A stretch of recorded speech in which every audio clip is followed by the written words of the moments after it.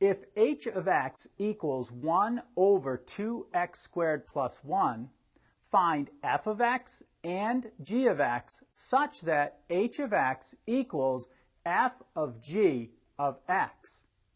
So in terms of f of x and g of x, we need to make g of x the first things that we do to the x value. And that is we square it, multiply it by 2, and then add 1 to it. And then what you'll notice is we then take the reciprocal of that. And so we can make f of x just that last part of taking the reciprocal.